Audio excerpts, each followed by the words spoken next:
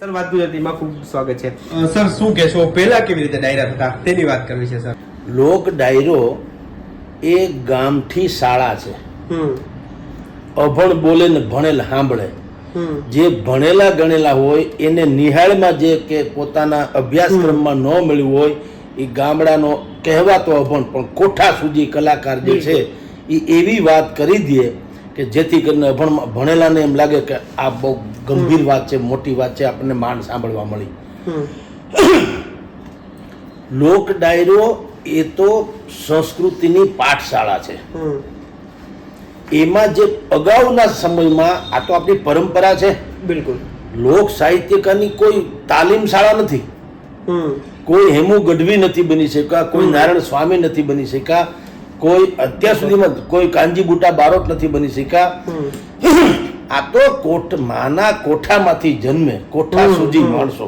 એટલે દૈવી શક્તિનો તમારી પર આવિષ્કાર હોય તો તમારામાં આવી સરસ્વતી સ્ફુરે. આ ક્યાંય લેવા વેચાતી તો ન મળે. આ સંસ્કૃતિ તમે ગમે તેટલા પૈસા હોય તો કોઈ દુકાનમાં નથી 250 ગ્રામ લોક સાહિત્ય બાંધી દો, એવું સંભવ નથી. બિલકુલ.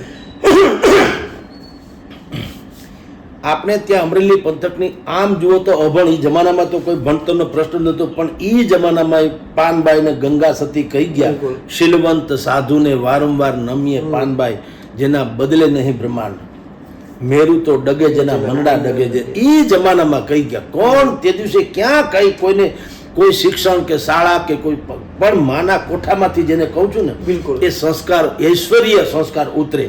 એને આજે કેટલું પ્રાસંગિક છે. શીલવંત સાધુને વારંવાર નમીએ. સાધુ કોને? સાધુ એટલે ભગવાધારી હોય નહીં, શીલવંત સાધુ, જેનું ચારિત્ર શ્રેષ્ઠ છે, જે સાધક છે એ સાધુ. તો આ જે સાહિત્યની આપણે સૌરાષ્ટ્ર કચ્છમાં પરંપરા છે, જગતના કોઈ ખૂણે નથી. દુનિયાની કોઈ શૈલીમાં આ પ્રકારનું લોક સાહિત્ય એ અવેલેબલ જ નથી. બિલકુલ. એટલે એને આપણે મંદિરના ગર્ભદ્વાર જેવું મહાન ગણીએ છીએ. આ સ્ટેજને, લોક સાહિત્યનું સ્ટેજ જે છે એની પવિત્રતા કે ગરિમા કેવી હોય? મંદિરના ગર્ભગૃહ જેવી. ત્યાં અમુક પ્રકારના પૂજારી જઈ શકે, બાકી વીઆઈપી નહીં. ગર્ભગૃહમાં વડાપ્રધાન હોય તો સોમનાથમાં તમે જો અમુક હદ સુધી જઈ શકે, પછી પાણી લોટો ચડાવતો સોમનાથની માથે અભિષેક કરી શકે નહીં, ભલે વડાપ્રધાન હોય, કારણ કે એના કેટલાક નોર્મ્સ હોય છે. એમ આમાંય લોક ડાયરામાં તમારી જાણ ખાતર ભાઈ, આ હવે આ બધા છીછરા જેમ તમે જેની આપણે ચર્ચા કરવા બેઠા છીએ, આવા તો હમણાં આ બધા જેને કહેવાય કે આ ખાંડવા બેઠા છે. બાકી આ લોક સાહિત્યમાં પેલા તો કોઈ ફી નક્કી નહોતી. કોઈ પણ કલાકારને તમે નોતરો તો એવું ન હોય આના આટલા લાખ ને આના આટલા લાખ ને આટલી કલાક ને આટલી ફલાણું, એવું કાંઈ ન હોય. એક તો સંબંધના નાતે પહેલા તો તમારે કોન્ટેક્ટ થતો. કોઈ પણ નારાયણ સ્વામીથી માંડીને તમને કહું છું, હેમુ ગઢવીથી માંડીને જેટલા પણ દિગંત કલાકારો છે, સંબંધના નાતે પહેલા તમે એની કોન્ટેક્ટ કરતા. અને એ લોકો પણ એવું માનતા હતા કે ઈશ્વરે અમને આ એમ કે આખી આવી આપી સરસ્વતી યા કંઠ એ આપ્યો છે. બિલકુલ. તો આપણે એનું નિર્વહન કરીએ, સમાજનું ભલું થતું જ કરીએ. એમાં આવવા જવાના ટિકિટ ભાડા, થોડુંક સારું વ્યાળું પાણી, ક્યાંક સારા ખોરડે ઉતારા, અને પછી ઘોર કહેવાય. ઘોર શબ્દનો અર્થ છે ઓળઘોળ થઈને જે કરવામાં આવે ને એ ઘોર. તમને પૈસા આપે એટલે શું હતું? આમ ફી નહોતી, ચેક વાળી કે ફલાણા વાળી કે એડવાન્સ વાળી, એવી કોઈ વચ્ચે મેનેજમેન્ટ ને મેનેજર ને એવું કાંઈ નહોતું. જેને જે યોગ લાગે 5-15 હજાર રૂપિયા જેને યોગ લાગે એમ દેતા, અને એમાં એનું જીવન નિર્વાહ હાલતો. આ આપણી સંસ્કૃતિ હતી, લોક સંસ્કૃતિ, કર્ણોપકર્ણ હતી. લોક સંસ્કૃતિની કોઈ પાઠશાળા નથી, કોઈ પાઠ્યક્રમ નથી.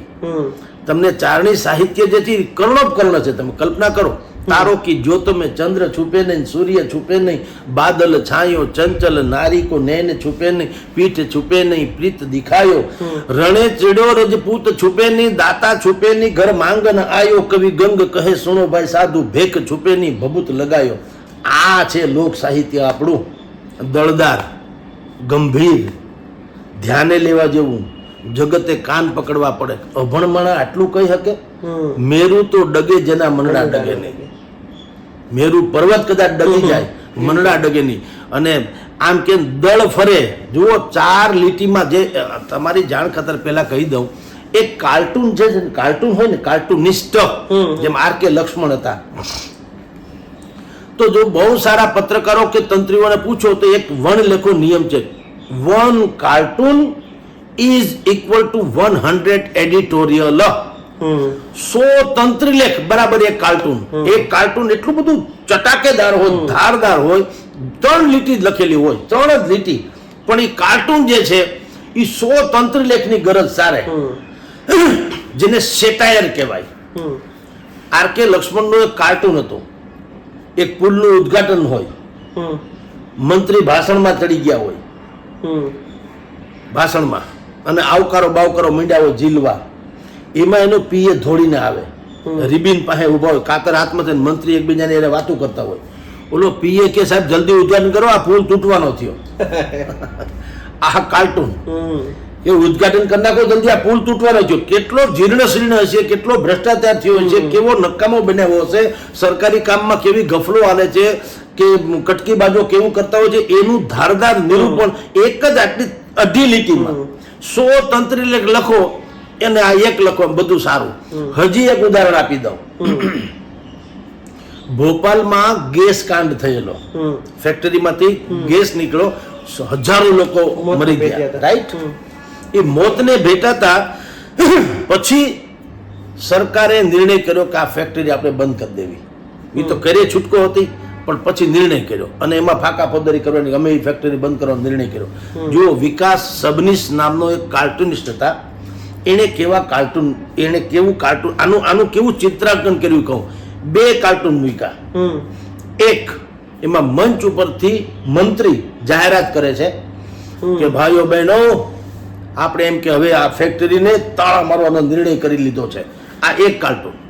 અને બાજુમાં બીજું કાર્ટૂન જેમાં ઓડિયન્સ બતાવવાનું હોય છે, ત્યાં નેકરા પાળિયા, કોઈ માણા નહીં. અરે ભાઈ, બધા ગુજરી ગયા, હવે તમે બંધ કરો કે ચાલુ રાખો, શું ફેર પડે? એક આઈના था सो टूट गया, अब खुद से अगर शर्माओ तो क्या, जब देखने वाला कोई नहीं, जल जाओ तो क्या, बूझ जाओ तो क्या. હવે આને બંધ કરીને શું ફાયદો? અમારા તો ગુજરી ગયા તેટલા ગુજરી. મોરબીનો મચ્છુ ડેમ તૂટ્યા પછી તમે એમ કહો કે હવે સરકારે નક્કી કર્યું છે કે અહીંયા જાળી નાખ્યું. હવે હું જાળી નાખો, પતી ગયો, અમારું બધું વહી ગયું. આ એના જેવું છે. જેમ કાર્ટૂન છે એવું જ આ લોક સાહિત્ય છે.